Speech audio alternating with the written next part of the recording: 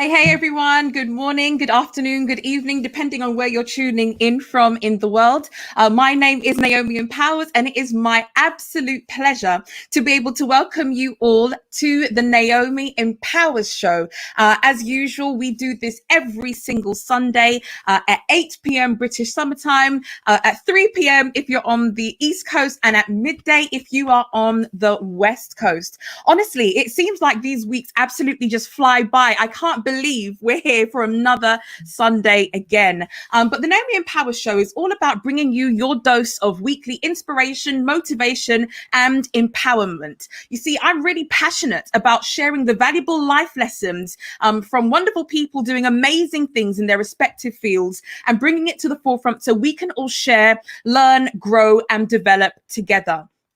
As usual, I really want to see who we have joining us. And I see that we have some people. We got Dr. Joella. I want to say, I hope that is San Francisco, California. Is that right?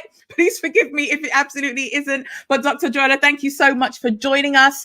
We have the Dream Days Network here. Thank you so much for being here. And I can see that we've got Bianca. Hey, Bianca, thank you so much for joining us. If you're joining us on live on Facebook, please go ahead and press that share button somewhere down at the bottom of your screen and let people know what we have going on. I've got a very special guest here for you today, and I'm excited to be able to introduce him to you all so that you'll be able to get the pearls of wisdom that will be flowing. This is definitely an episode where you want to get your notepad and your pen or get out your phone. Make sure that you can be taking notes because we're going to be definitely hearing some really valuable information today. So again, thank you all for tuning in. Again, if you're on Facebook, do drop us a comment. Let us know where you're coming from, where you're viewing the show from, and the same if you are on YouTube. In fact, for my YouTube family who are tuning in, go ahead and press that subscribe button. But don't forget to press the notification bell so you can get notified every time we go live with another episode of the Naomi Empower Show. So everyone, before we get into the show, I am really, really excited. This week was a good week for me. As you know, I told you all last week also that I had released a new book. As some of you would have seen it flashed up on the screen when we first got started. Well, I'm very excited to finally be able to say that my books came in the post. People were getting their books before me and I was feeling so left out. But I got a very surprising delivery from the postman this week, and my books are here in the flesh. They're available from Amazon. It's called Success, the Inside Job, and it's really all about becoming successful and understanding that it's something that we do from the inside out. Anyway, enough about that. In fact, I've got a couple copies. I'll probably do some form of giveaway at some point. So stay tuned to my social media and I'll get the details to you because right now I've got no idea how exactly I'm going to do it. But I'm really, really excited. Oh, we got Philip. Hey, Philip, thank you so much for being here. I'm really excited about tonight's show. I can't believe it's come so quickly. I remember speaking with our special guest some time ago, and when we selected this date, I didn't think it was going to come up so fast, but it absolutely has. And believe you me, you are in for a treat. As usual, I'm not going to do very much by way of introduction. However, I am going to play a short clip that's going to give you an idea of the man that you are about to meet. And then once that is done, the next voice and face that you'll see on the screen is my special guest for today, none other than Mr. Harmony H. Money Samuels. So stay tuned, guys. Got something to show you.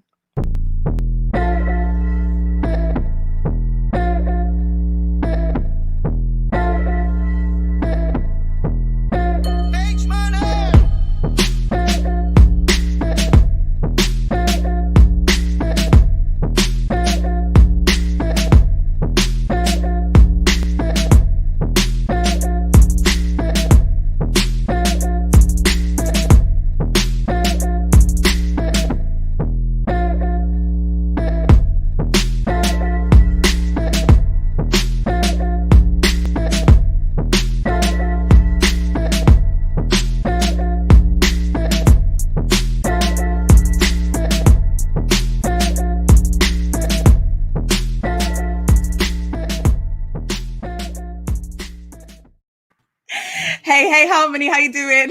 How you doing? I'm doing great, great. Thank you. So glad to have you here. Thank you for joining us. How are things on your end? Things are good.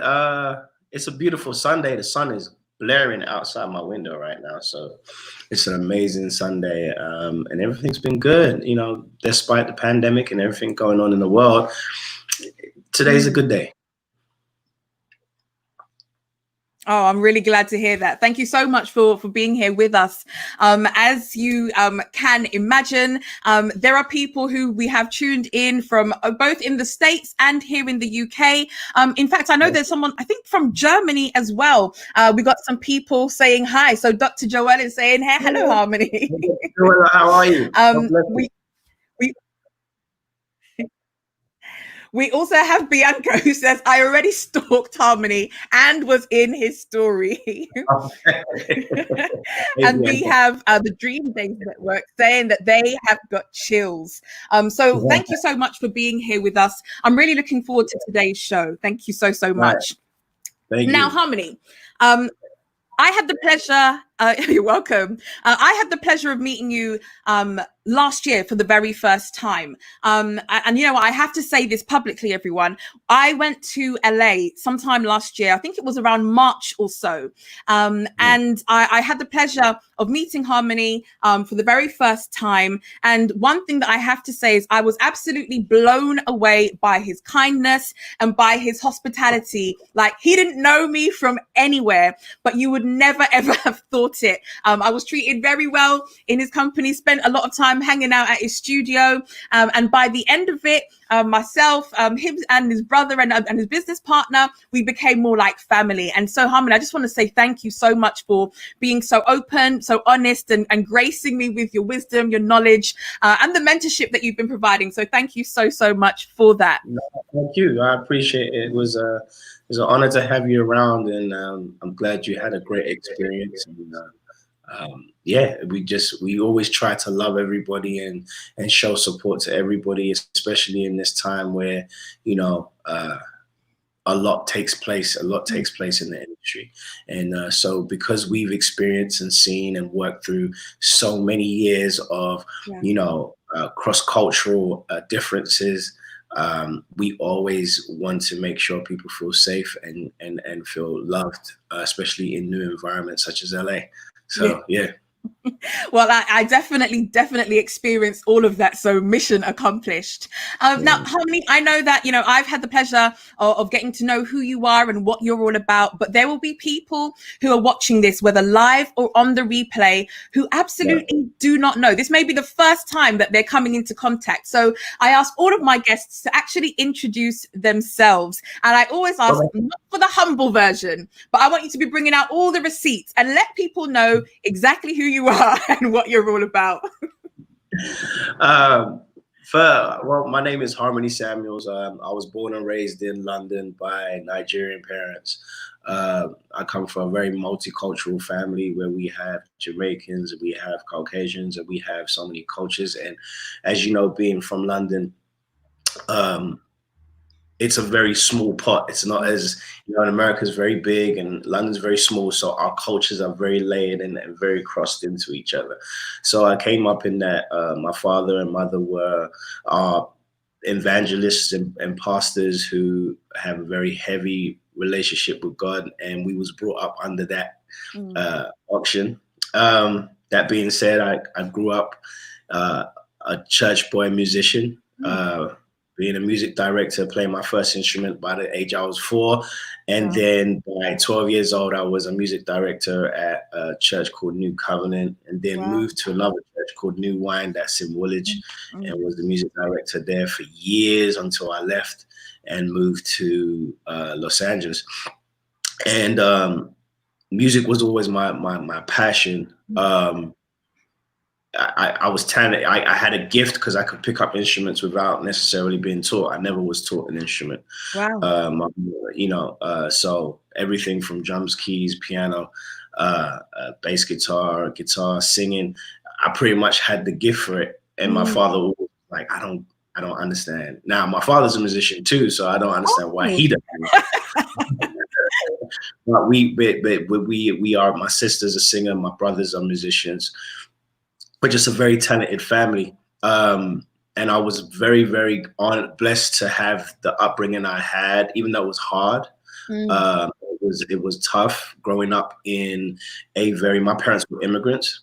And mm, so anybody who understands when you move to a new country like the UK or America as an immigrant, it's not as easy as anybody else. mm, Um, they had to work very, very hard, a lot of times hiding from the officials, so they making sure they didn't get deported. But they mm. also had children. I was the firstborn of the four, and the responsibility was on me. So my father was Mm, very strict with me and very, very hard on making sure I was able to help and lead the family to a point of success. That being said, my father and mother loved my gift, but didn't love my career choice.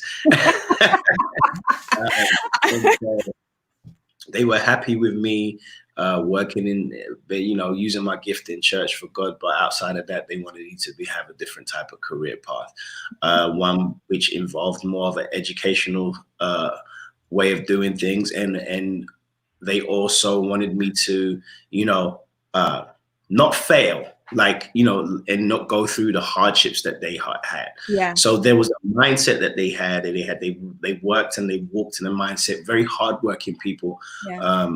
mother and father, both of them, and they did very well to raise us from nothing.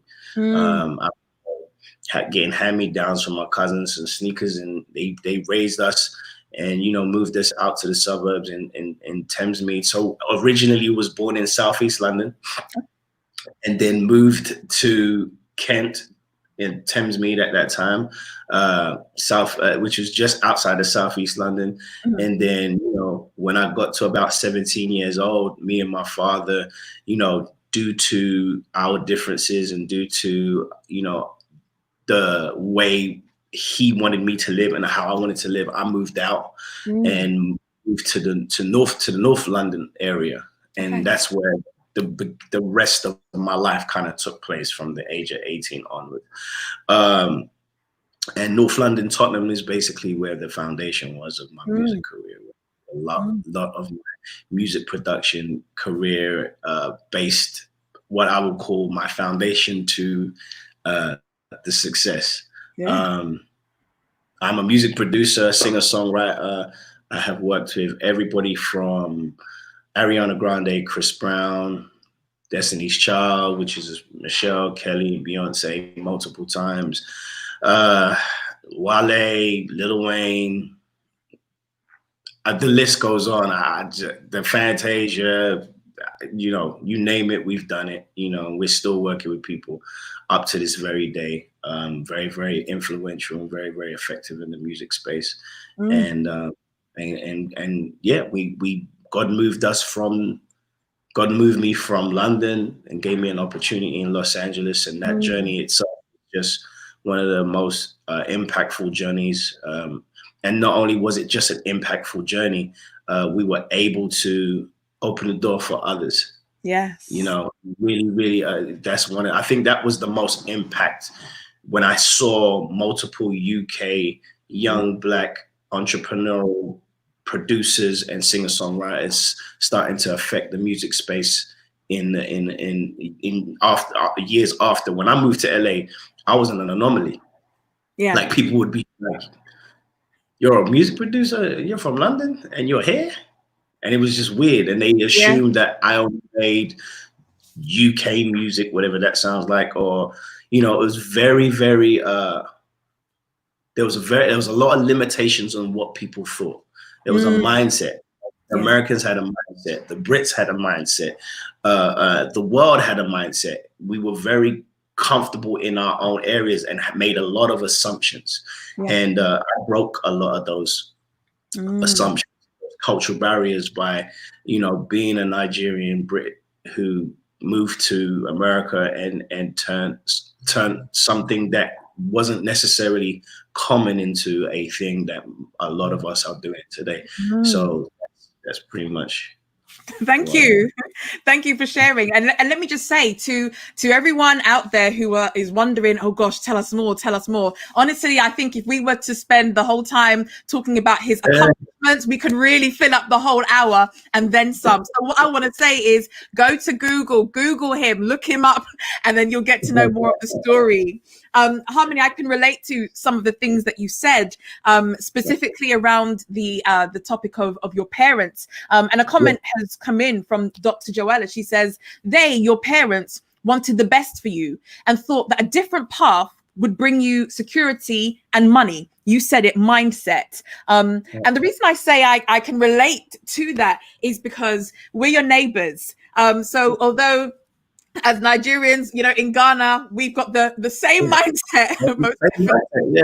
And to be honest with you, I'll be honest with you, in a lot of cultures, the Jewish culture, the Asian culture, the Indian, a lot of the cultures have those mindsets. Yes. And entertainment is one that's frowned upon in certain communities because the media has a way of painting the picture that you can't be in entertainment and have a healthy lifestyle. Yeah. Like you can't be in entertainment without it being, over sexual or without drugs, alcohol, or without the crazy rock and roll rock star lifestyle. And I'm the total opposite of that. And I've been very, very successful for the last 15 years in the music space. And I've seen a lot of other people who have healthy relationships, healthy business mindsets, and have healthy lives in the music space.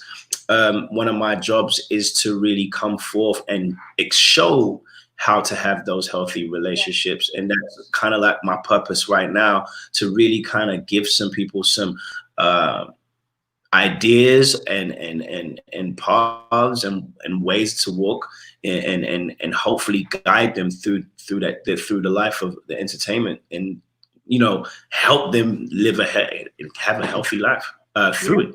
Yeah. Well, you're certainly doing it, and I believe that the best way to teach is to actually demonstrate. And you definitely embody your teachings. You don't only talk the talk, you walk the walk.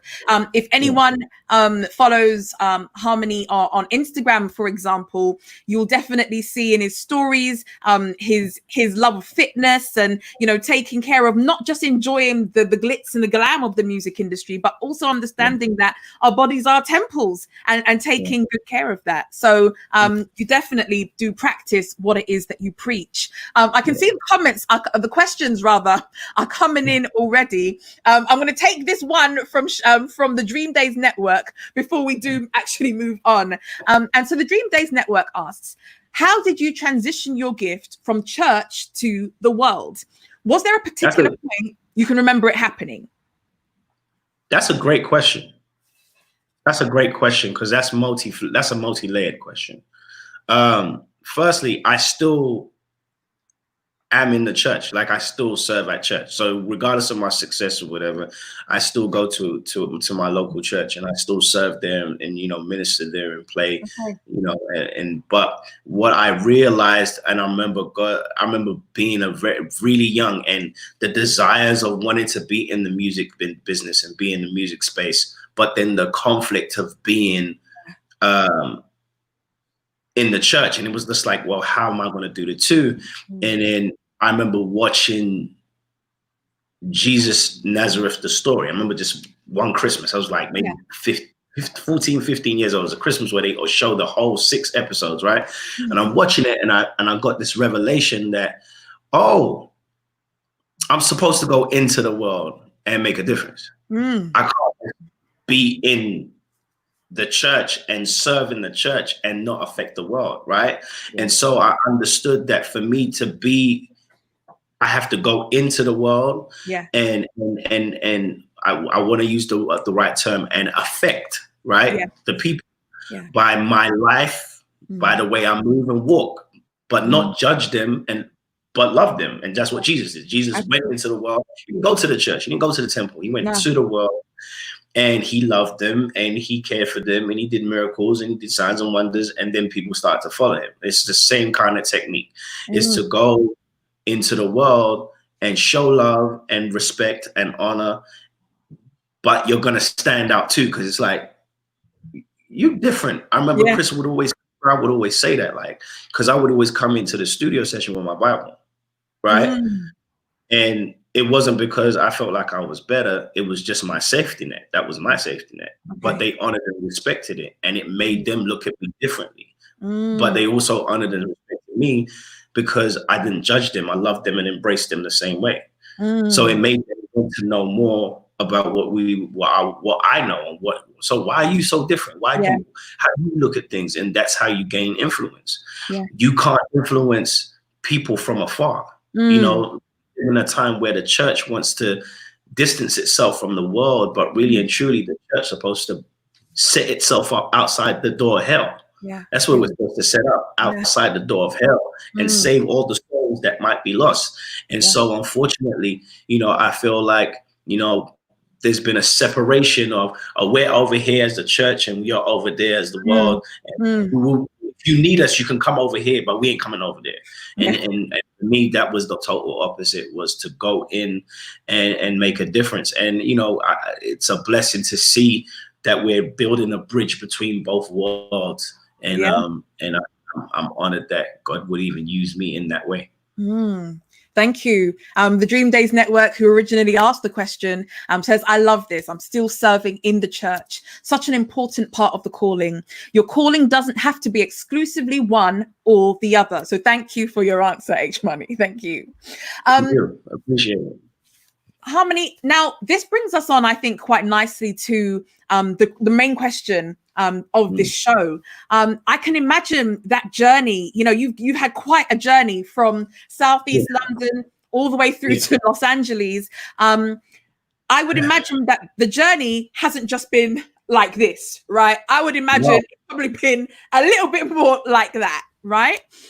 So I know that we only have a short time together, but I wonder if you could identify the most valuable lesson that you've learned along your journey that you would attribute to your success. Because I believe that we're going to have people who are watching this, whether live or on the replay. Some may be wanting to get into the music industry. Some may be in other industries and sectors trying to make it in their respective fields. And I believe that you've got true value to be able to share with us who are still on our journey. So what would be that one most important or most valuable lesson that really shaped your life? Oof, man. Patience. And I tell you why I say patience, because small example. All right. We all had a plan this year. Oh, yes. And the only thing we can apply right now is patience. It's the only thing you can apply. Yeah. And so when you are on your walk to success or to a goal, one of the things you have to understand is that there's your agenda, there's God's agenda, and then there's Mother Nature. Yes. Sometimes our agenda is so outside of our norm that God's agenda is like, it's gonna kill you before because I love you so much, I'm not gonna give it to you right now because it's gonna kill you. Yeah. And then there's Mother Nature. And Mother Nature is things that happen out of your control. Yes. Like as we're experiencing right now. Like a virus, or like 9/11 when planes go into buildings and they have to change the way. And so patience and the willingness to adapt, right? And that's why God says in the Bible, seek ye first the kingdom and all things shall be added, right? So your agenda is important. Yeah. His agenda is more important. Then you have to have patience for life to allow those agendas to take place, right? And one of the things that I wish I could relive is I wish I could relive the journey so I could have enjoyed it more because I knew where I was going. Instead, I panicked. I was frustrated. I was upset. I was disruptive. I was discouraged. And in those journeys of up and down, and to finally get where your goal is, and be like, damn, man, if I just chilled and really just like really believed in what was gonna happen, yeah, I probably would have had a better experience, right? But a lot of us don't really believe the thing that we are hoping for. Okay. Right?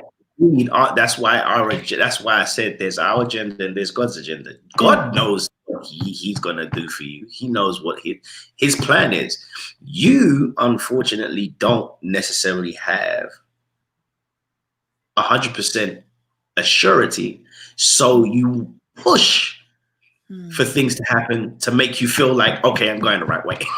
Yeah. You know what I'm saying? So we want the validation. We want things to show up. We want, okay, now. Yeah. And one of the things that, and what you have to understand is there's an energy that knows you better than you do. Right? There's a spirit that knows you better than you do, created you in your womb before you was here. And, not to get too spiritual, but I want everybody to understand that everything that we experience in our lives, right?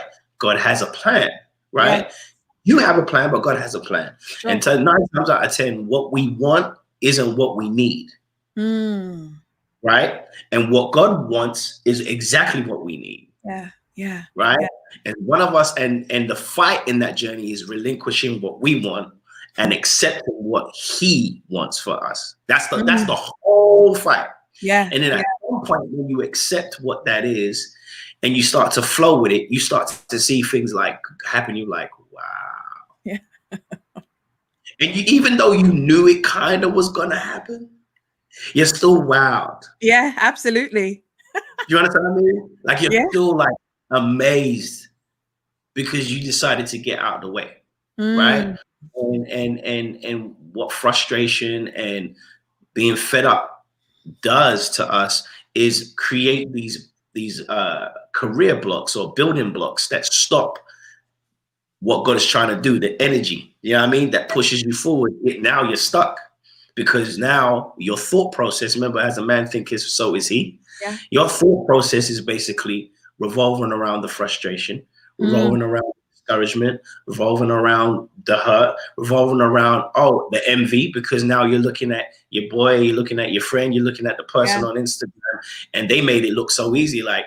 And so now you're adjusting your plan to fit other plans. And then God's like, well, that's not the plan. Though. Yeah. Yeah. Harmony, here's the thing. Oh, sorry, go on, keep going. So now you're going to have to wait. But now you're waiting very uncomfortably. Yeah. Right? Either way, patience is going to happen, whether you want to do it or whether you accept it. Yes. Right? It just depends on, do you understand what I mean? Like sometimes when you're under pressure, if you relax yourself, if you stay relaxed, that pressure kind of your body kind of adapts to the pressure, right? If someone holds you, relax, your body adapts to the pressure. But if you try to fight back, the pressure starts to squeeze you to death. Yeah. Do you know what I mean? Absolutely. That's what life is about. Now, that's it's something really powerful, but I would also a really difficult lesson to learn. And I think it's one that we perhaps are constantly having to remind ourselves of. So thank you so much for sharing that.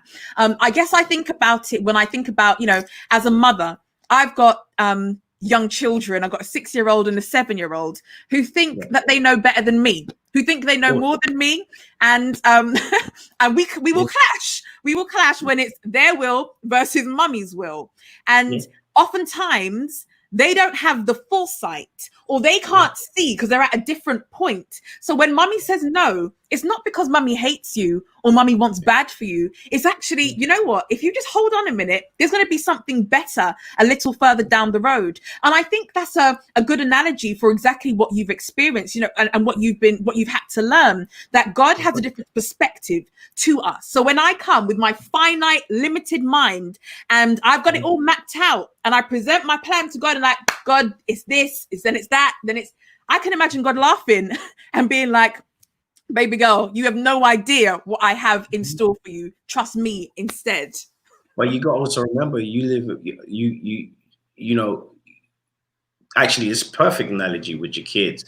You live in a world of impossibilities. Mm. God Yeah. is a Yeah. world of impossible, right? So we have to stop limiting God Himself, Yes. right?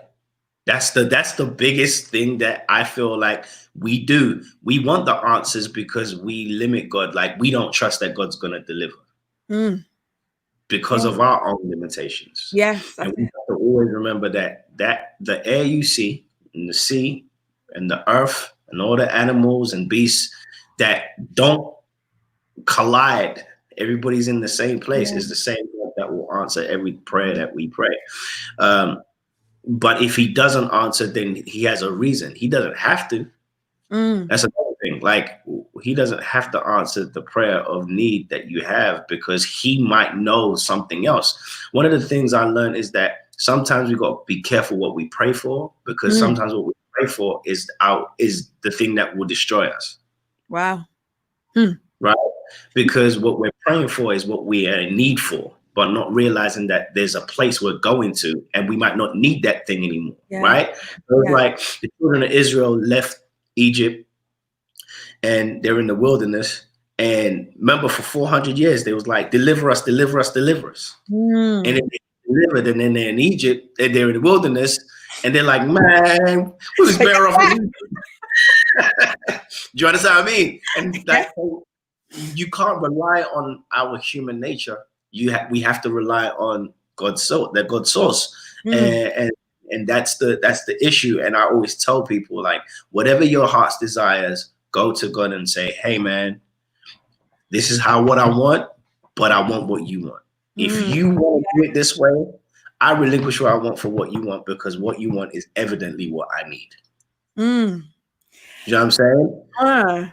One of the things that really scares me is that we plan so hard. Like I said, we plan so Yeah. hard. Yeah. And it's not like write the plan out, but relinquish the time. We Mm. plan so hard, Mm. but we can only live one day at a time, Mm. right? And I try to live one day at a time because tomorrow's not promised. You Yes. know, a pandemic happens, boom, all my plans go out the Yeah. window. Yeah. What does that mean? I gotta wear the coat of patience and wait for the right time. Doesn't mean your plan isn't gonna come to pass, but it Mm. might just be at this particular moment. I Mm. might need this 2020 to reset. I might need this 2020 to get my mind together. I Yeah. might need this 2020 to put some things in order. I might need some 2020 to rest. I might Yeah. need my next season. I don't know what's gonna be like, but I want to be ready for it. Right. Mm. So Mm. where we, instead of us looking at this as an opportunity, we look at this as a disadvantage. Yes. Yeah. Right? My mother, my pastor Maserol always said this: crisis is an opportunity. Mm. If you can stand away from it and not be bogged down by the noise and everything else, this is a perfect opportunity to get some things right in your life. This is Mm. the perfect time to really find out your purpose and really pull out your gift. And I just want to break something down that I revelation this morning. It's kind of creepy. I was like thinking about this conversation, and God was like, David had three things in his life. Okay. David had a job, Mm-hmm. a gift, and a purpose. Mm. Right? Okay. David's job, right, was to look after the animals, the sheep in the back. Shepherd boy. Yeah. He's a Mm. shepherd's boy, right? He was told that he was going to be king, Mm. right? But he had to go through his gift to the king Yeah. and serve, right? And then Mm. that will make way for me, right? Yeah. Then he became king and he was in full purpose. Mm. Without those three trails, I literally did the same life, right? Yeah. I had a job. I worked everywhere from Gap to Zara I worked everywhere, right? But I had to still trust in my gift, Mm. right?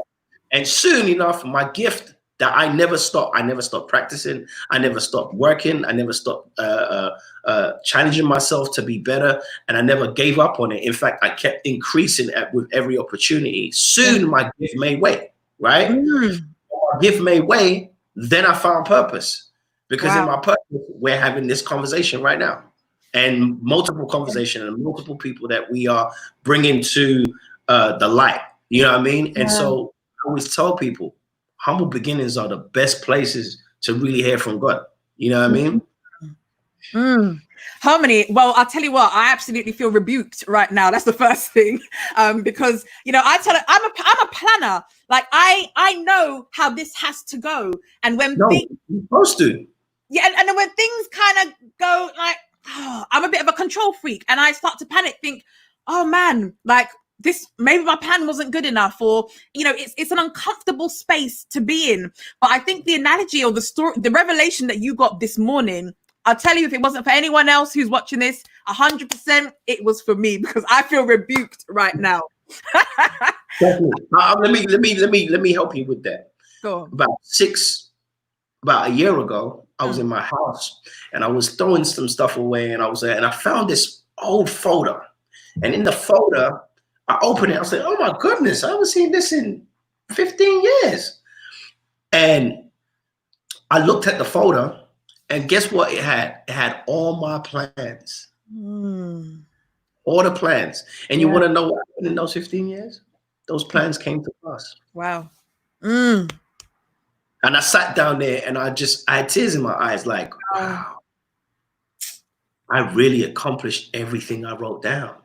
So it's not bad to plan. Plan it. You got to write it down for it to be real. Like I have on my wall right now, I have a vision board, which will scare you if I showed you. But I have a huge wall that's a vision board, right? With some of the most outrageous things that are running. Love it. But I have to allow Mother Nature and God and wear the coat of patience to get through it. Right? And it's like, well, what do you do in between? You get better. You get better. You work harder. You learn. You read. You educate. Whatever it is you're into, whether it's, if you're an actor, then are you acting? Are you practicing? Are you going to acting school? Are you putting the resources to test? Or are you just waiting for the opportunity to show up? Are you just mad every time you see action?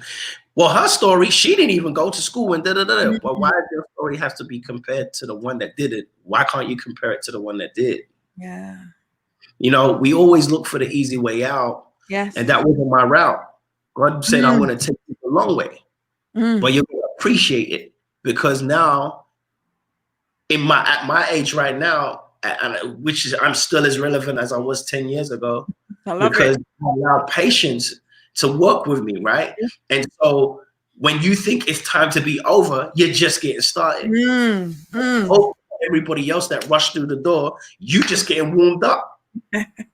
People just discovering you. And it's like, this person started together and they're done. I'm just getting started. Now the person who's looking at, like, damn, man, is now looking at you like, man, how did you do that? You know what I mean? Because you have to wear the armor of patience. Patience is the foundation in which success can build. Right? That's the foundation in which, that's a strong foundation for success to build. And if you don't have that, everything else will crash, because you're going to try something, crash. And then you want to try something else and crash, and try something else and crash. And then you say, I'm going to come back to it later. I'm going to do something else, and then come back. And then you realize, man, I should have left. I wasted all that time. So now you're still having to sit through the process. You know, and yeah, that's kind of. Wow. Harmony, listen, I knew this was going to be a good conversation anyway, but I don't think I was fully ready. I've got questions, and people out there have questions. So one of the questions from Philip, he says, how did you practically manage to keep your integrity and spiritual relationship whilst being so thick and so deep in the industry? Wow. Thank you for that, Philip. Great question. So firstly, one of the things that I took as an advantage was, like I said, the foundation in which I was brought up in was church, right? That's the foundation I was. But I generally had a very, like, a lot of people don't know, like, I didn't go to the front of the church and give my life to Christ and have that interaction. That was how I was in my bedroom at 9 years old. About 10, 11 years old. And I had an encounter with the Holy Spirit myself. And my mother tells me every time, like, she saw me on my knees and I was weeping and crying. And I was like, I didn't understand what it was, but I knew I had I knew I could hear and feel a presence. Yeah. So that, I would say, that was my personal advantage, right? Now, what I will say is that when you kind of start building, the one thing I am not ashamed of, I'm not ashamed to call his name. I don't care.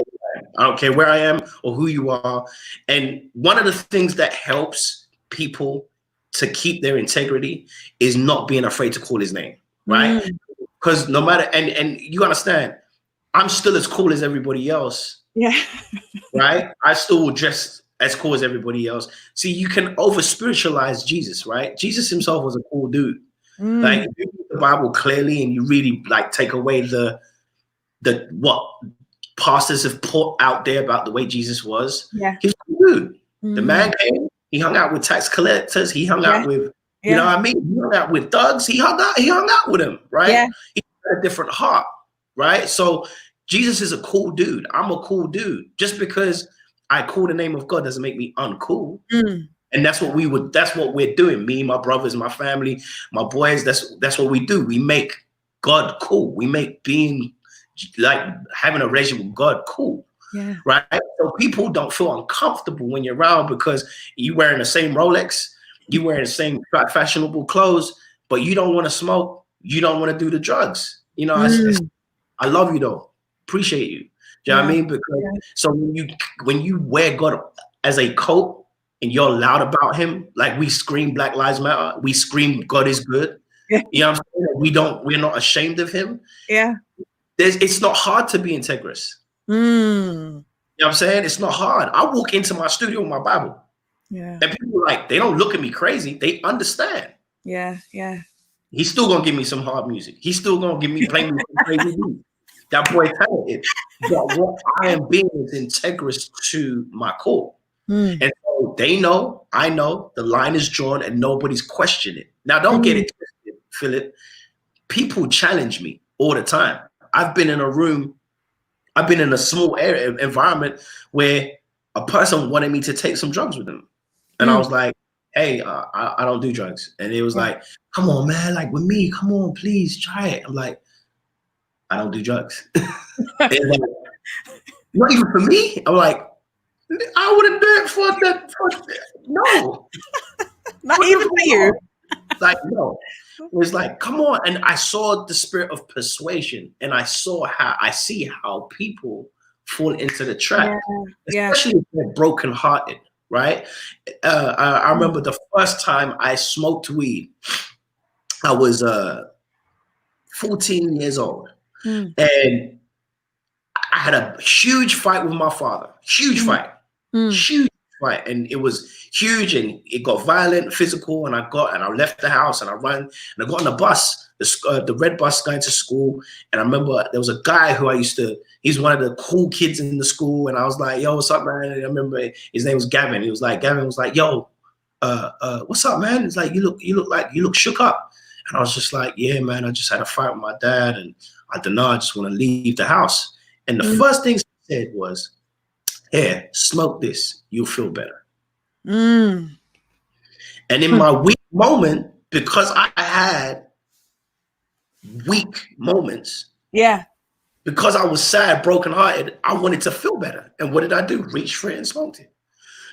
Now, the repercussions for it was heavy, and I never smoked it again. That was my experience. Weak. But my point to you is that, and everybody's experience is different, but my point to you is that you can be tested when you're weak. That's when the enemy really tests you, right? And you have to be as strong about your faith as your weakness is tested. You know what I'm saying? Like your faith has to almost match the weakness, because you're going to have weak moments. So weak moments. And don't get it twisted. When he was saying, yo, for me, just take it. Come on, bro. And it was like, went on for like 30, 40 minutes. It's like, about to smoke this. You want to try it? I was like, I'm not doing it. Do you understand? But because of my integrity with keeping God loud, he understood. Do you know what I mean? But in that moment, the devil was really trying me. Like this, I'm a today. Do you know what I mean? And I had to be strong. So it's not an easy place or an easy way of life. But if you can put God on your back and walk around, it makes it easier to get through the game because people already have an understanding. They already see it like, H ain't gonna do that. Yeah, They wouldn't invite me to certain things because H ain't gonna come. Yeah. How you know he's gonna come? Because bro, he ain't gonna come. Because I walk around with that sign of this is my walk, right? I understand. I respect your walk. Now, that don't mean they don't love me. That don't mean they don't care about me. And I had to deal with that. I used to feel like people don't like me. People don't da da da da da. And then God was like, no, they like you. They love you, in fact, but they respect who you are. And they will call you when they need you, and they will call you when it's necessary. But they're not going to call you for the foolishness because they already know what you walk in. So I'm already protected because I've already set the standards. Yeah. You know what I mean? Thank you. Goodness. Harmony, look, I'm panicking now, because I can't believe that. Panic. You good. Take your time. You good. Don't panic. We're gonna bless the people today. This is what we're here for. We're gonna bless the people. I hope you don't mind if we go a little bit over, and for everyone who's bless the people. Let's go. All right, come on. All right, let's go then. Okay, so all right, Harmony, you've talked about some really powerful concepts. Right. But what I also, and you've been really transparent. I think Philip said the transparency is real, and we appreciate that because I'm really all about authenticity and honesty, because I think that's how people learn and grow. Yeah. If you don't mind, right now, I want us to delve into the situations that caused you to learn that powerful lesson about patience and about trusting and enjoying the process. Because again, like, we go to Google, we look you up, and we see amazing. What? Like, amazing. we see amazing things. But what we don't hear as loud is the times when it was tough. Now, we're all human, so you don't even have to tell me you've had bad times, because I know you must have had bad times. I wonder if you can share some of that with the people today. For sure. Powerful, practical. Thank you, Phil. Thanking you. Oh, thank you, Philip. I'll definitely share some, and I'm gonna be very transparent, because I think one of the things about transparency is it frees me and it helps you, and you're not guessing when things happen, right?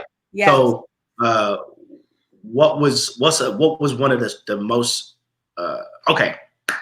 So for those who don't know, after I got to LA, I had like a 3-year burst of success. Like, I went from working with nobody to working with Chipmunk, Chris Brown, then going from that to Brandy, then going from that, and then I started working on Fantasia Barrino's album, and I did the whole album from top to bottom. Wow. And then I worked with this girl called Ariana Grande. I'd gone from nobody knowing me to having a 7,000 square foot studio. I went from nobody knowing me to all of a sudden my phone is ringing off the hook, and I'm making thousands and thousands and thousands of dollars, more money than I've ever seen. And you kind of start getting comfortable, and you start to believe your own bullcrap, right? Yeah. And so I just finished Fantasia's album. And then they put out Fantasia's album, and they put out Ariana Grande's album, right? Which I did the first album, Yours Truly, and I did 7 of the songs, executive produced it, and did her biggest single on it. And we both blew up. And I remember one morning waking up, and my partner at the time called me and said, yo, Ariana Grande's album's #1.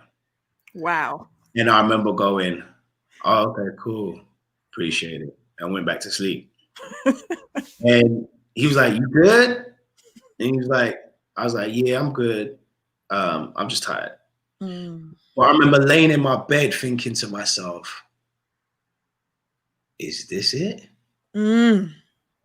After all this hard work, is this it? This is it? This is it. Like, everything I wanted to experience in this world. #1 record, #1 album, Billboard, whatever. This is it. I didn't feel any different. All the money in the world, had 3 cars downstairs, didn't feel different. Empty. Wow. And that scared me. That really, really, really, really scared me. And what was to come after that experience was probably some of the shocking things I've ever experienced. Okay. But I knew it could happen because I'd followed other people's stories like Sure. Quincy Jones, Teddy Riley, Dark Child Jenkins, who found me and gave me my opportunity. I knew the lights were about to be switched off. I knew. And that's what happened. So after we worked with Ariana Grande, they basically, the next album, they didn't call us for it. And after going number one. After that, the story to getting this album out was pure genius anyway, was pure God and pure genius. But after that, they basically reneged on us, and they basically changed the label, changed their minds. They wanted to go somewhere else and wanted to work with someone else, and basically left me in a place, in a dark space. And a part of me felt entitled because I was like, what do you mean? I'm the one who did this. I'm the one who did that. There's my ego kicking in. Yeah. And a part of me was hurt because the sense of loyalty that I had towards them wasn't reciprocated. Yeah. But it was a lesson God wanted me to learn. And it was a very humbling time because right after that she moved on and literally blew through the roof. So it was like after she blew up with us, the second album just went through the roof. Yeah. And then on and so forth. I was brokenhearted that I worked so hard. These people just acted like I just thank you, pat on your back, and kept it pushing. Yeah. And it left me stumped, and a form of depression kicked in. First, it started as anger. I was like, I'm gonna get them back. I was looking for other artists. I was gonna, you know what I mean? And I was making records that sounded just like her to get them back. And then I went into a form of depression, frustration, and then I went into a form of depression. And I was depressed because while that also happened, a lawsuit kicked in for $1 million working on the album, and I was being sued for $1 million. So now, so when it rains, it pours. Oh yeah. And then right after that, people weren't ringing my phone no more. So I went from being one of the hottest kids on the building to being real humble and real, like, almost like back to when I first started, even worse, because at least when I first started, no one knew me, so I had a point to prove. That was the driving force. I've proven this point now, 5 years in, and now you're telling me it's over. You know what I mean? So there's whispers and, you know, little statements, and people make cocky statements, and, you know, and basically, you know, I wasn't that hot no more. It's probably one of the most serious times ever. And I had to really, really rely on God. Really, really rely on God. I had to really, really, and one of the things, what the foundation, that's all I always say, your foundation will build everything else. Yes. Even under attack. Even under attack. Okay. If you feel like, because my foundation, one, having my studio, having the relationship with God, having the friendships that kept things real with me, right? I was able to reapproach my life, right? And almost start again, right? So I had to go into hibernation, literally shut everything off, hibernation, and go back to what I knew, which was, because what happens is when you touch success and then they remove it from you, the pain of not being able to touch it again makes you feel like the insecurity is so strong, right? You don't feel like a man no more, right? Because now other people are looking at you like, yeah, I'm gonna bust your ass. Like, you know what I'm saying? So everybody, now all of a sudden, everybody who was hating on you is competing with you, and now everybody's trying to come for your spot, right? And so all God kept saying was, you're concerned about the wrong things. Okay. Right? I was too concerned about who I was competing with and what I was competing for. My agenda, not God's agenda. I had to die to what I was looking for, and I had to embrace his agenda and open myself up. And when I started to embrace his agenda, but I needed to experience that fall. I really needed to experience that fall for me to realize that my agenda was completely off. And when I started to embrace his agenda, I realized that God wanted to use me for a deeper and bigger goal. So I had to recuperate. I had to start again. I had to go back to square one, change my mindset that I'm not a failure. And I am successful, and I can do all things through Christ that strengthens me. Then I had to re-establish myself as a music producer, and I had to change my environment. So there were people who I stopped working with. There were relationships I had to remove from me. There were situations that I had to break from, right? Then I had to rebrand. Okay. And when I had to rebrand was because they had pigeonholed me into a section of genre of music and a type of person and type of character. So I had to rebrand, and then I had to forgive. I had to forgive them that offended me, and I had to forgive myself for not knowing who I was, right? Then I had to ask God for forgiveness for losing sight of what the goal was, right? All happened within, so that was 14, 15, 16, all happened in 3 years, right? So 16, mind you, I'm watching this girl turn into a megastar year by year, right? And at first, every time I saw her on the screen, my heart would break. Then I noticed that I was happy for her and became more joyous for her every time I see her do well, because we helped build something that was affecting the world, right? And so moving forward, I had breakthrough. In 2016, I had my own artist called Major. We independently put our own music out, and now we're doing our own thing, and we're affected. Now I got this song that's affecting the world. Why I Love You became the wedding song of 2016-17, one of the biggest ballads. We went gold, almost at platinum, and to know that God wanted to use me in a different way. I is probably one of the most. I understood. I was like, I got my energy back. I got my spirit back. I got my mindset back. I was like, okay, I'm not here to compete. I'm here to restore. Right? I'm not here to be the best producer. I'm here to unlock doors. Let people through. I need to understand that. And ever since I've embraced that, I've been at such peace. I've enjoyed every moment, and I've still done great stuff from since then. We did Sierra, I Bet. Then we did, Janet Jackson, Made for Now, working with Rhodes, like so many other things, and grown into. We did half of episode season 6 and 5 and 6, final finale of Empire, the TV show. Like we worked on everything, and it was like right back.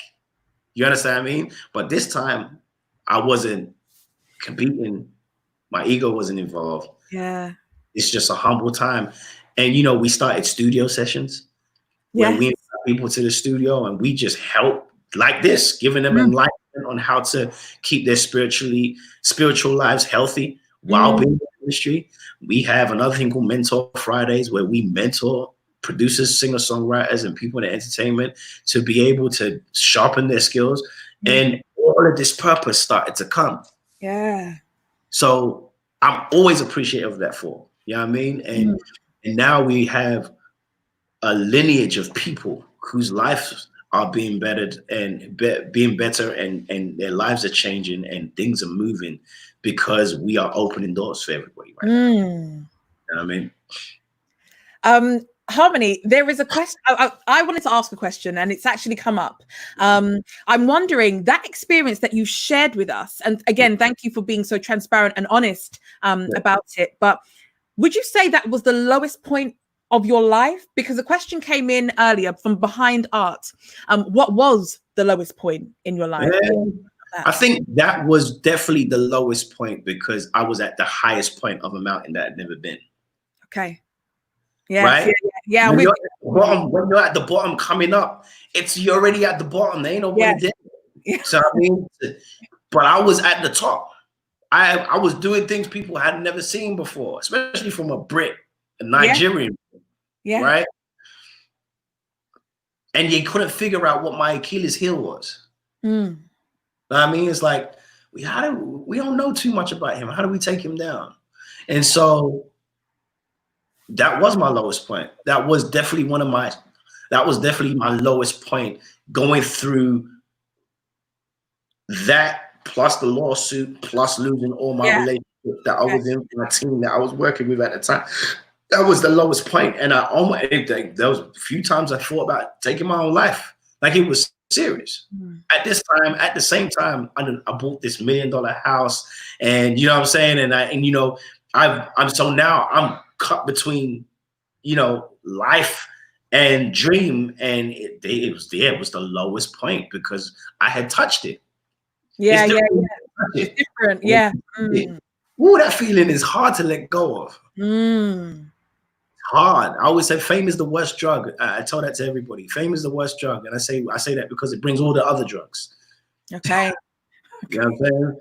Yeah. All the other drugs that you may or may not be involved in, when you're involved in fame, whether you work with it, whether you're famous or whether you work around it, it brings every other drug to the table. Wow. Gosh, I'm really blown away because I didn't, I tried to keep these conversations as authentic and free flowing as possible, which is why, prior to this, we didn't go too deep into exactly what was going to be uncovered, because I wanted to have this feeling of hearing it at the same time as everyone else. And there's more questions and comments coming in that I don't know if I can even keep up with without negating exactly what I wanted to ask. But I'm gonna bring another one. Dr. Joella asks, what is your definition of forgiveness? She thinks it's acceptance. Do you have any more to say on it? Yes, forgiveness is also another multi-layered thing, right? Okay. So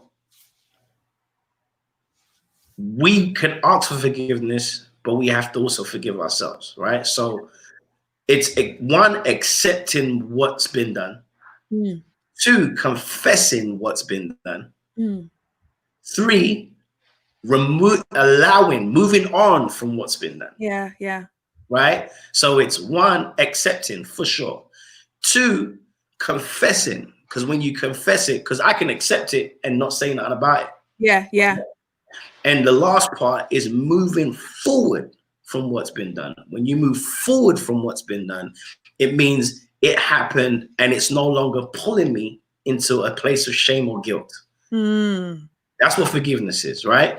And so one of the hardest things is to forgive someone is amazing. To forgive yourself is harder than to forgive someone. Ooh. Because forgiving yourself, that thought follows you everywhere. That person doesn't go with you. Yeah.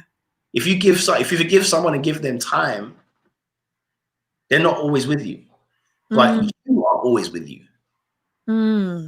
Yeah. So forgiving yourself is the hardest thing you could ever do. Yeah. But to forgive someone else, you have to learn to forgive yourself. Because if you don't ever forgive yourself, then the freedom to forgive someone else will never flow, right? But we also have to learn that for me to forgive myself or forgive anybody else, I also have to learn how to ask for forgiveness. That's why it says, "Our Father in heaven, hallowed be thy name, thy kingdom come, thy will be done on earth as it is. Give us daily bread. Forgive us our trespasses first, and we forgive those who trespass against us." Meaning, we can never walk in life with unforgiveness because we too can cause pain for somebody else or for ourselves. No one is susceptible to it. We all hurt someone at some point. Deliberately, unknowingly, or unknowingly, we will have. So forgiveness and forgiving and asking for forgiveness they work hand in hand. They work in tandem, right? And you have to accept the sin, then you have to, you know what I'm saying, confess the sin, and then you have to move forward from it. And that's basically my experiences with forgiveness.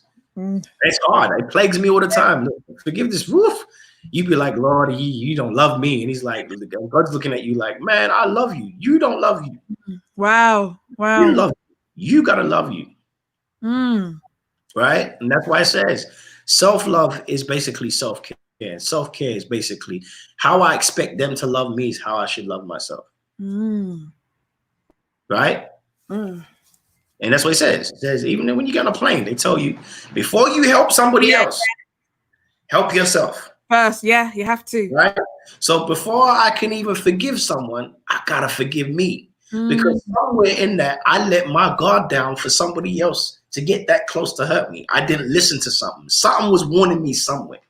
Mm. Somehow, somewhere, I didn't pay attention. Somewhere, Yeah. somewhere, I lost sight of something. Somewhere, somewhere, I disconnected myself from the power source that could have kept me from being offended or hurt.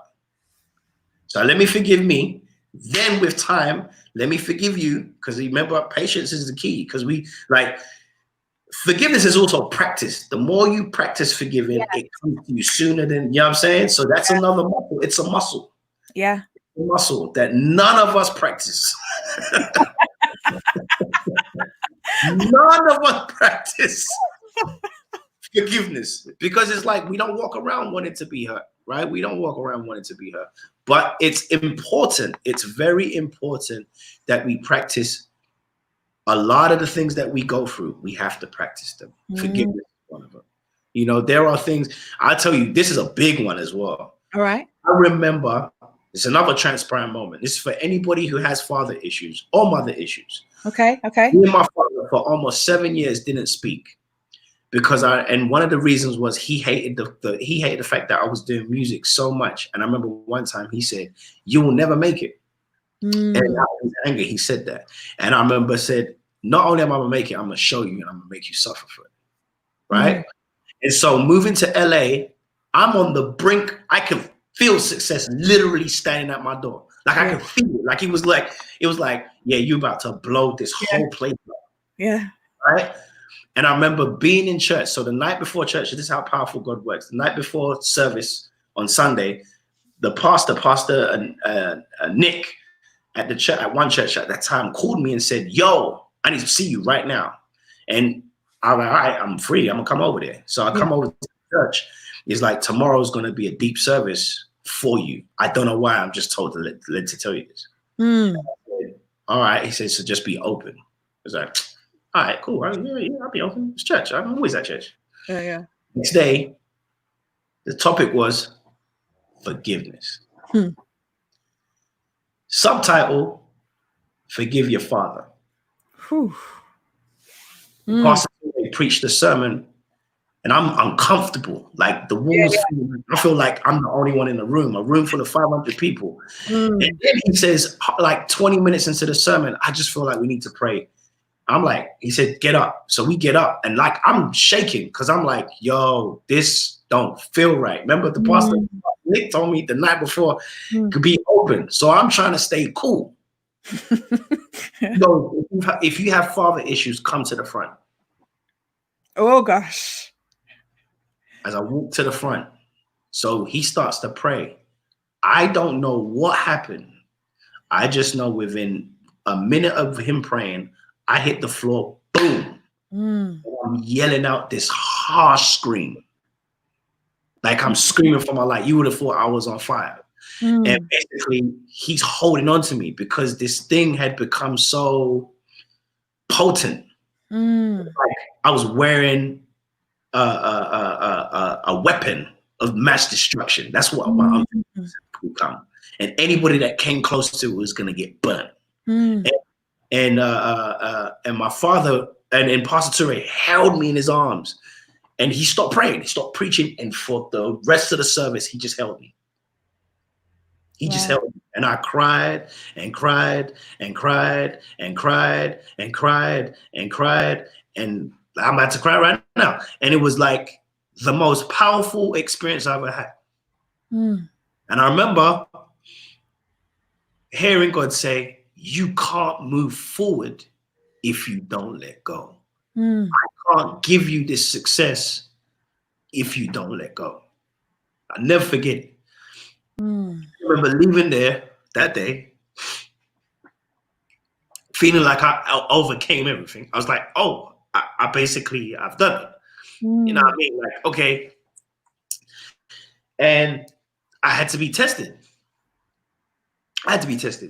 And so one day goes by, 2 days go by, 3 days goes by, and I feel free, but something's weird. And I'm trying to understand. And I'm like, I mean, I forgave him. I'm forgiving him. But I still would get mad when I think about him. Yeah. So one day, I'm praying. I'm like, God, I really need you to kind of explain to me what I got to do, because it's not changing. You know what he says? You need to call your father and ask for forgiveness. Wow. Huh? You need to call your father and ask for forgiveness. And I said, but I never did it. He did it to me.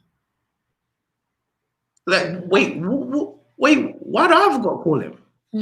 And it takes humility. You know what I'm saying? That's where true forgiveness comes. Yeah. When you can ask for forgiveness for something that you didn't do. And I remember calling. It took me another week after that. And finally, I called him after a service. And I remember the service as well. It was guns aimed at me again, like, you read? So I remember calling my father, and I just said, Dad, I just want to let you know I'm sorry. He said, what? He said, son, why are you, what happened? I was like, I just want to let you know I'm sorry that I held you in a place of unforgiveness. I held you in a prison of unforgiveness. And I had this malice and this heart of pain that I wanted to attack you with. And I based all my energy on making you pay for the things that I was hurt by. And I apologize and I ask for your forgiveness. My father broke down. Wow. Broke down crying. Is like, son, it is I that need to. Wow. And we both had very humble moment. You know what I mean? And we cried as men, and we both forgave each other, loved each other. And we've been best friends ever since. We have a really great relationship. I talk to my dad every day now. After 7 years not talking to him. And my career took off because I was free. I was able to just let the energy out. I was able to maneuver without this heartache and this pain. And sometimes we think this pain is, when we become successful, the pain's gonna go, and all that money does and all that success does is exploit and expose the hurt. That's all it does. Yeah. And so we go to drugs to help us with the pain, and we go to sex, and we go to lust, and we go to all these things to help us through it. And it doesn't. All it does is bring us more pain. And so we're lost. And a lot of us would find so much peace if we just went back a few years and just forgave. You know, it's funny, Harmony, and thank you for your transparency there. I know that just from looking at the comments, and I can't bring every single one up on the screen, but I know that you've got the waterworks going for quite a few people watching online, and even myself. I'm trying not to make the makeup run, because at least you can pat with a tissue. With me, it's going to look all ugly. Every time I tell that story, man, it's just the same feeling. I'm just like, whoa, because I know what it was. I know the construct.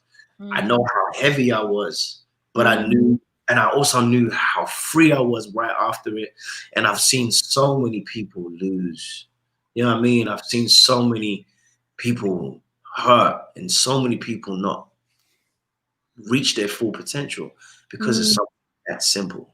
You know, I've watched so many people sick because that's what unforgiveness does. It starts to affect the body physically. Because you know what I mean? You're limiting your body from feeling that positive energy. And that's why I say we start to rely on things to make us go to sleep, things to keep us up, things to keep us, you know what I mean? Things to keep us happy, environments, you know, sex, alcohol, club environment. Like, we just rely on these things, and it's just like, because we don't have peace. And when we don't have peace, peace of mind comes from happiness, and happiness comes from letting go. How many? I can't find it now. There's so many comments come in. But what someone said, we're extending this to 2 hours, please and thanks.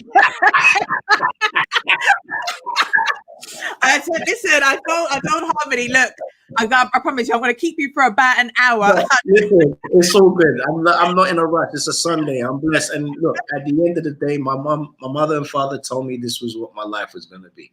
It was going to be, I remember them after everything had gone down, they came to LA and they're both in my house. And they said, I just want you to understand that your music career is going to be a music career, but you have a greater work to do. I said, I know. And whenever I'm in it, doing it, like today, I don't want to shortchange it. I don't want to shortchange it, because at the end of the day, if it's going to change Dr. Joel, Bianca Gears, Ursula Johnson, Philip, if it's going to change your lives, then it was worth it. You know what I'm saying? Thank you, Harmony. We really do appreciate it. I want to bring in a couple of the other questions before I move this on. So we've got a question from Lesh. She says, your father has a humble spirit. What about trying to forgive someone who cannot, or maybe even will not, recognize his or her error? Forgiveness is for you. Right? The moment after you let it go, and not only forgive yourself, forgive that person, ask for forgiveness and move on, it's on them now. You have passed the buck. It's no longer your problem. You've passed the buck. You've passed it over. Now they got to go deal with that. Now you got to let God deal with them. You go off and be free. You go, and it's going to be a little painful, because it's like, damn, but you know what? I'm free. And let God work in you, and let God use you, and let God manifest the greatness he's going to do in you. And you know what's funny? You will see over time. Remember I said the cult of patience? You will see over time change, because you're going to reach a point, and that person, whether it's mother, father, brother, friend, ex-relationship, whatever, is going to see God in your life moving, and they're going to want to come and be like, And if they never ever do, trust me, deep down inside, deep down inside, but it's not about them and the reaction. See, I never did it for my father's reaction. I did it for me. I did it so I can be free. My father could have been like, you a jerk, whatever, and I'd be like, okay, Pop, I love you though. You know what I'm saying? But I know when I drop that phone, I would be free. I would be able to move on. I wouldn't be the one, because you understand, forgiveness is dangerous. You know what I'm saying? Unforgiveness is dangerous because it affects multiple people. Individually. So me and my father have an issue. He's got unforgiveness, I got unforgiveness. Two separate situations, because we're being dealt with individually. We're not being dealt with as a unit. Right? So you got to understand, I can't deal with my father on the basis of his forgiveness or unforgiveness. I got to do it on the basis of mine. Right? So if I can be man enough and humble enough to let go, it's not my problem whether he can or not. That's between him and God. Because when we reach salvation, God's not going to be like, you didn't forgive, you forgave your father, and your father didn't forgive you, so you're in trouble. No. He's going to be like, you forgave your father, and I forgave you. Well done. Well done. But your father didn't forgive you. I got to deal with him accordingly. That has nothing to do with you. Do you know what I mean? And we have to also remember, parents they're not gods to us. There are carers. They're like babysitters. Yes. That's what parents are. You're supposed to guide us to a certain age, and we got to leave. Right? So parents have to also be careful not to limit the child from being at its full potential. Sometimes we do as parents, you know what I'm saying? We can limit our child because of the fear of our child messing up or not making mistakes, but that's not for you to determine. That's for God to determine. Do you know what I mean? If you did the foundation right, hopefully that foundation is what they would stand on. Yeah. My father and my mother and father, I remember saying that to my dad. I said, you brought us up right. And he said, what made you say that? I said, because the fact that we are so deeply involved with God at this point, without you being around for the last 15, 20 years, you built us right. Yeah. Regardless of our mistakes, without our foundation was built right. Right. And so whenever we fail, whenever something happens, where do we go back to? Our foundation. That's it. Yeah, that's it. Lesh, I really hope that answered your question. Well, and she said, I didn't think that way. She said, wow, I didn't think that way. I've been forcing somebody to confess, but that person couldn't. I've been on and off. God is speaking to me through you, my brother. Lessons. I guess, Harmony, this is exactly what you're talking about, in that you were able to recognize along your journey that it was bigger than just music. Yeah, you were still going to have an amazing career. You're still going to do the great things. You're still going to be the magic behind the hits that we're hearing on our radio. But there's another path. There's another bigger purpose that transcends music. Because here's the thing: you can create a record that may not speak to everyone. So, for example, I know Tia, I don't know where her comment is. Tia, I went to Tia's wedding. That's my best friend. And This Is Why I Love You was her wedding song. Yeah. We made it. Yeah. But here's the thing. You might have, you guys created that. Someone will love it, but someone might hate it. But that's okay, because your mission and your purpose is bigger and goes beyond the music. So it's almost like the music, it doesn't matter if I love your music, like it, or don't really feel it. There is something that transcends that. And that is the message and the purpose for your life. And I just really want to thank you for actually living out your purpose and having the courage, as you say, to profess God in all that you do, and not feel ashamed of who you are and who you represent and what you're actually here to do. Because as one of the comments said, I can't find it now, but you are helping people get free tonight. So thank you so much. Thank you. Listen, I'm so honored to be able to speak to you, Naomi, and it's an honor to even have the people here for, you just never know what's going to happen. And, no platform is too small or too big to share what God is doing in our lives. And, I just want to encourage everybody that's on the show, that's watching today, and spread the message about to them. Like what you've learned today, please, couple of things that I would say, make it practical. Don't just hear it, use it. Right? One of the things that, faith without works is dead, right? So if you don't act on it, you can want muscles all day. If you don't go to the gym and if you don't eat healthy, you will not get any muscles. So act on what's been said. 2, teach someone what you've learned today, right? Teach someone. Someone might need to hear this story about forgiveness. Someone might need to hear this story that I gave about the Ariana Grande situation and my depression and frustration. Teach someone, because at the end of the day, we can't live our lives without opening the door or blessing someone. That's what we're here for. See, we're not here for ourselves. We're not here to, if you think you were born to go to school, come out of school, get an education, and get a job and buy a house and have a family, and then Bob's your uncle, moving on, then you've got it wrong. That's what we're here for.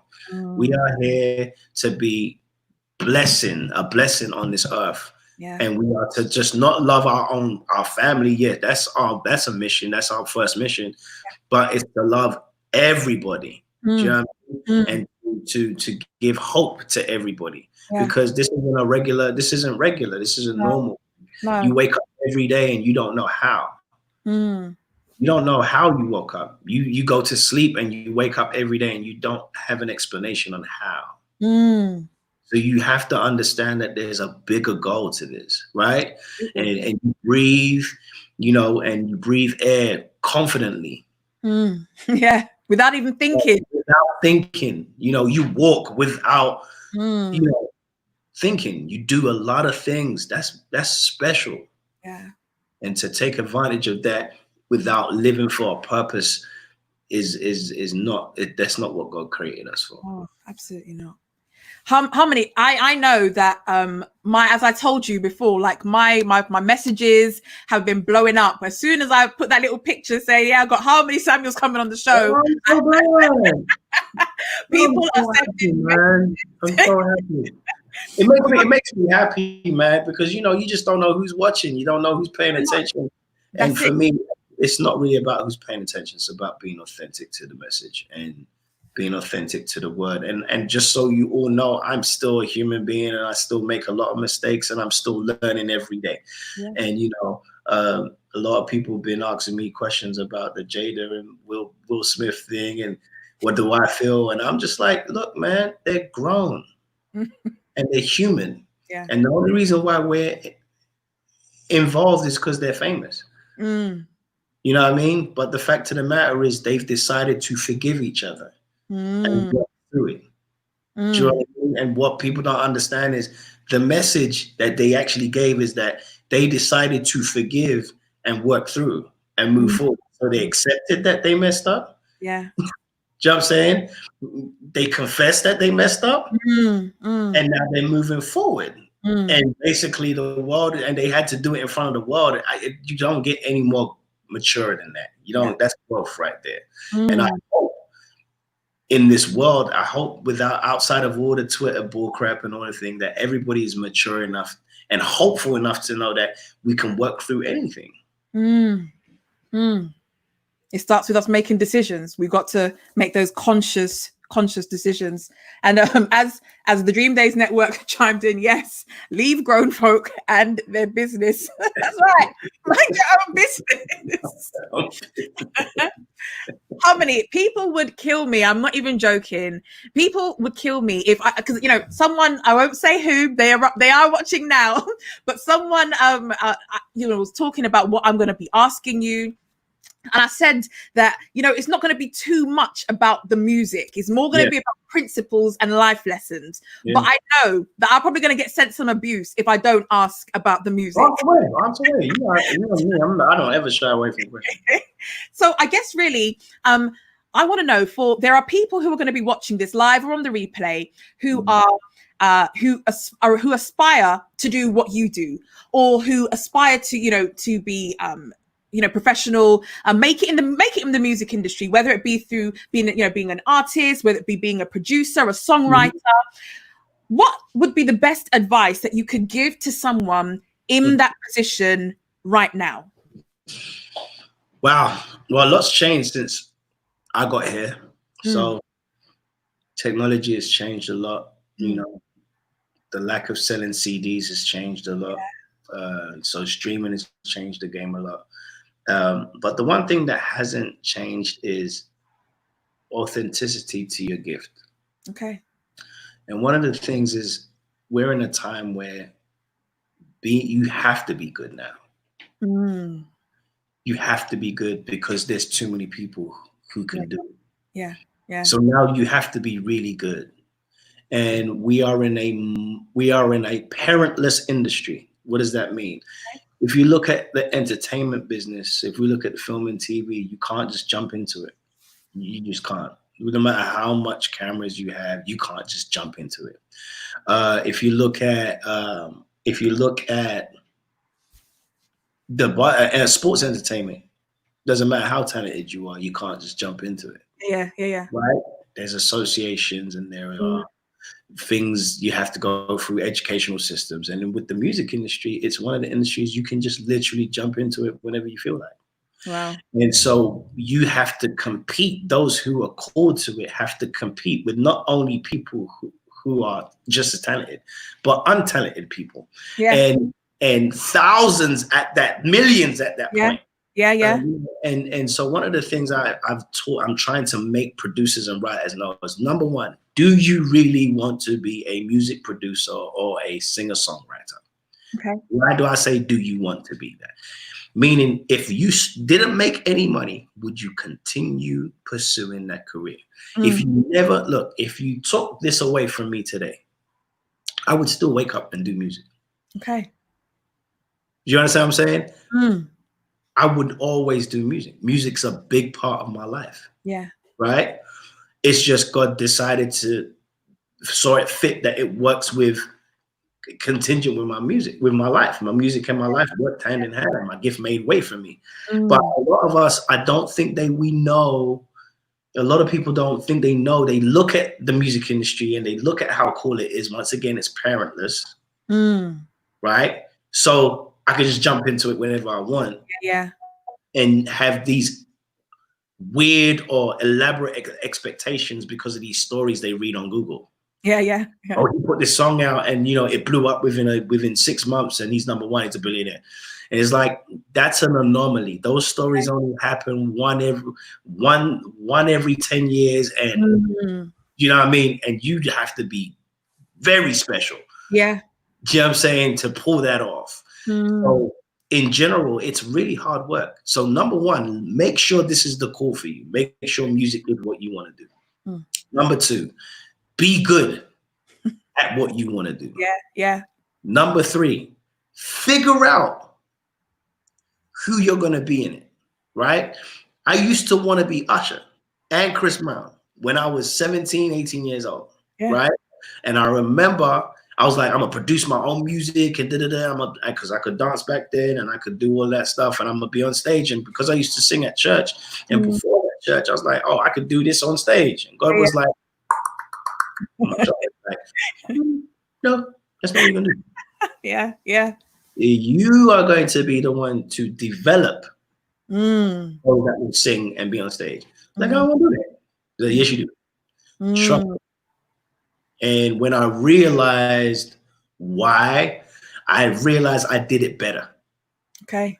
So you have to, do you understand? So finding out exactly who you need to be. And then the last place is this, is while you enjoy the process, figure out where the location's going to be. Because sometimes we like to do things in places that everybody's already doing it. Okay. I realized that you got to go to a place where you're in need. Okay. Let me give you an example. There was this young girl. She was Nigerian. She used to live in Los Angeles. She's an amazing songwriter. She was a songwriter. And she's a friend of mine. And we worked together multiple times, Fantasia, and we wrote a lot of records together. And one day she hit me out the blue and she said, yo, Holmes, I'm going to Nigeria. For what? I'm going to go try this music thing over there. I was like, no, you ain't. Like, you bugging. No way. You crazy. Why would you do that? Like, they ain't got no industry over there. It's crazy over there. Like, no one's ever done this before. She was like, I have to try. So I said, all right. So I said, well, how can I help? She said, hey, just give me some beats. Help me write some of these songs that that sound like the way you would make them for Beyonce or for whatever. And then just help me build them. And then, and I'll just do, and, put an African spin on it. And then we'll just go over there.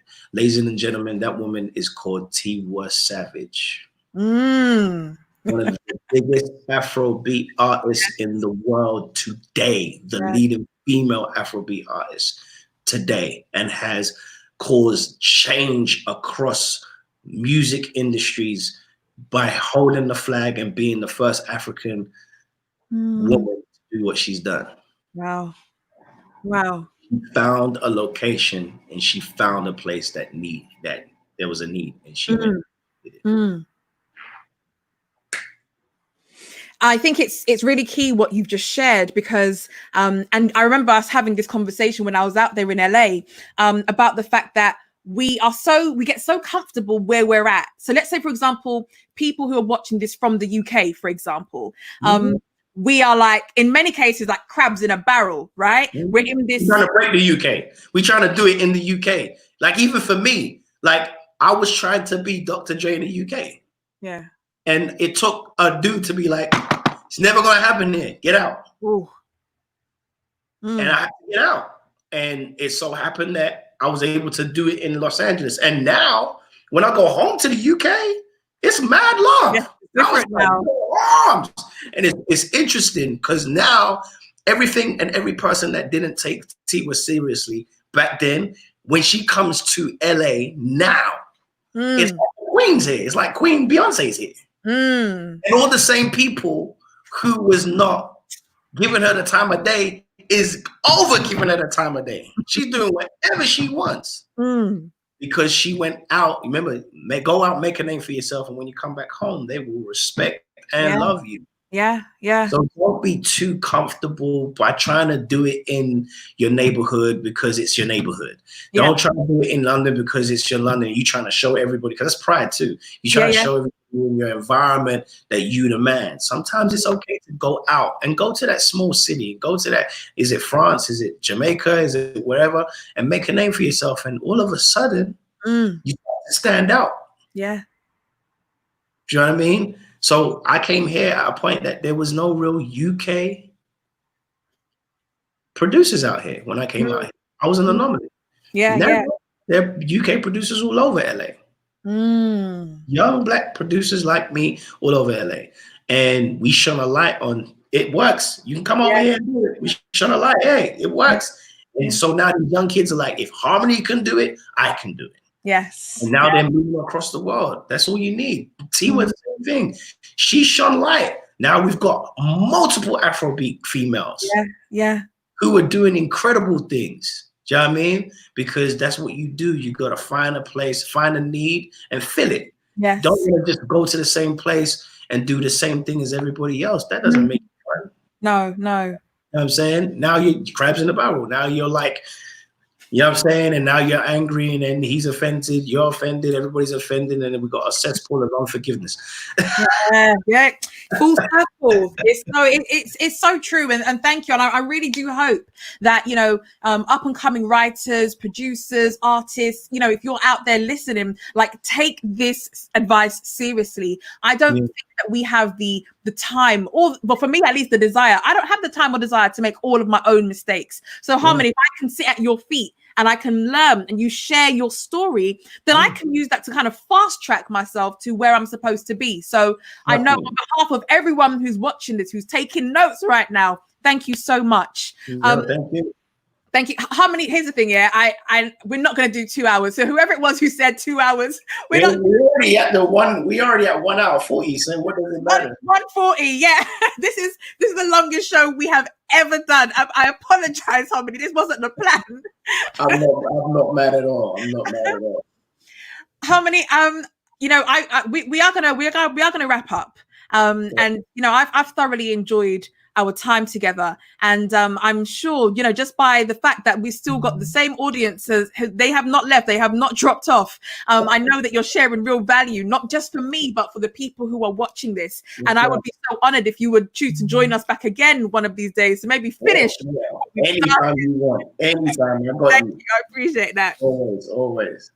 Harmony, we've spoken for a long time. And there may be people who, you know, who may not have the best attention span, or there might be people who came on late, or, you know, maybe missed some of what you shared. I wonder if there was any one thing that you would want all of us to walk away with, like literally, if we forgot everything else that you shared today, and there was only one message, and I know this probably is tough because you shared a lot of value today, but if you had to just pick out one message that you want everyone to walk away with and go into next week and the rest of their lives with, what would that one message be? Live to the fullest and don't waste time. We only get to do this one time. Like, you are not going to do this again. No. So you need to go out there and do it. Today. Yeah. Whatever you're afraid of, get in front of it today. Whatever it is that's holding you back, get in front of it today. You don't get to do this again. I turned 40 this year. And I remember thinking to myself, I still remember the day I turned 21. Wow. Right? And like that. Yeah. And 10 years from now, I'm 50. I got to take full advantage of my day. Every day has to matter. Every day has to count. I have to achieve something today. Waste it all, take it all. Don't waste time. Go for it. you're not gonna get to do this again in 10 years. Mm. You're not gonna get to do this again in 20 years, 30 years, 40 years. Yeah. Do it now. If there's things you want to achieve, if there's someone you love, if there's someone you need to forgive, do it now so that you can live to the fullest. Because you know what? You don't want to be 50, 60, 70, 80 and wonder to yourself, man, if I only knew. I've had too many uncles and friends and family who are older than me and said, man, if I was your age again, I'll do things differently. Yeah. So that's what I'll leave you with. Thank you. Thank you. Thank you. I love you. Thank you so much. You guys are amazing. And Naomi, give a round of applause for your host, Naomi Empowers. I love it. I think she's definitely empowering people and blessing people. You guys, y'all all special. Thank you for all the comments. And I really hope that you were touched and moved today. And I hope to see you soon. Follow me on Harmony Samuels on all platforms. And you can go to our website, boeglobal.com. And we will be there. And you can join us on YouTube for our studio studies if you want to join us there. And we want to stay interactive with you. We want to stay in communication with you. We want to continue helping and blessing and stirring you the right way to the road to success. I appreciate you all. Philip. I know. There's so many. I certainly can't keep up, but the applause is definitely coming in. I can't even keep up, but people are so grateful. Harmony, I do this with everyone before they leave us, just at the very end. And you've already kind of preempted that by sharing in terms of where people can connect with you outside of here. But I really love to see people rallying around to support our own. And you know what, Harmony, you look like me.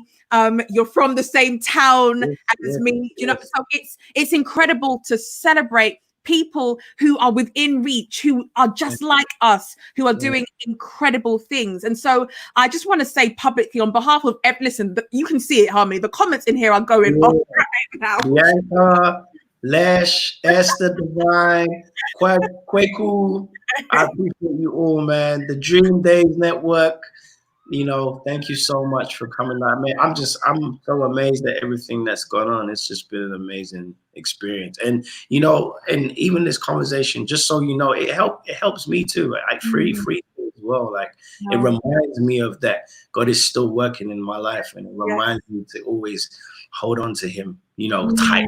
Yeah. And hopefully I can come back and give you some more wisdom, knowledge, and understanding. And we appreciate you all. Absolutely. But Harmony, is there anything that you're working on now that maybe we who are here can support you with? Is there anything that you have that we can purchase? Because I'm all about us doing what we can to support our own people. Too often we spend clapping and applauding and celebrating for people who are so far removed. But guys, and I'm speaking to everyone who's watching right now, like you are hearing the unadulterated truth from someone who is just like you, who started off and was able to come from nothing to something. And I say nothing, not in a disrespectful way, but I mean, it was literally nothing. Literally nothing. Like he wasn't born with a silver spoon in his mouth. He wasn't born with some huge advantage, but he learned some principles, applied them, and continued to live it day after day. And look where he is today. So I just want to know, Harmony, how can, just to say it again, how can people connect with you? How can we support follow me on all platforms, Harmony Samuels, Twitter, IG, and you can go on our BOE Global site as we continue to grow with us. And, you can watch if you want to watch any more of our sermons or, our messages that we have a YouTube, with studio studies on our BOE Global page, BOE TV page, sorry. And we would love for you to check them out. There's some really impactful information, like some real impactful information. On your YouTube, right? Or your BOE TV. And or you can go on my IG and click the link, and it will take you straight there on my bio. and yeah, continue. We're working with everybody right now, from the smallest of the small to the oldest to the grown. Auntie Janet, we're working on her again. Getting her album ready. We're also working with a bunch of new people: Queen Naija, Rotimi. So many different people. The list is crazy. I can't even go over it. And then, we also have started our own label, BOE Records, that, we have our artists dropping in over the next few months. All right. We're, in partnership with Canada, Universal, and we're really excited about that partnership. Oh, wow. And just continue praying for us, continue supporting us, continue spreading the word about the message, not me, the message. People to know about the message, and we really want to see people's lives change. So we appreciate you, and we thank you, and we give you I give you all the love back. Oh, wonderful. All right, guys. Well, you know what? You heard it here. You've heard it live from the horse's mouth, so to say.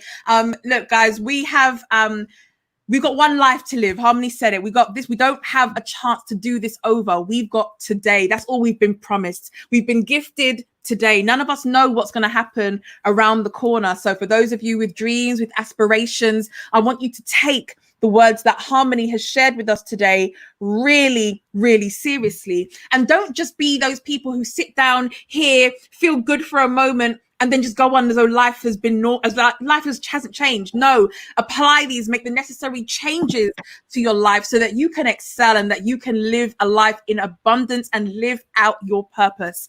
Harmony, again, thank you so, so much. You'll never know how much I appreciate your time. And to everyone who has joined us today, who everyone has liked, commented, shared, subscribed, all the rest of it, thank you so, so much, because without you, there absolutely would be no show.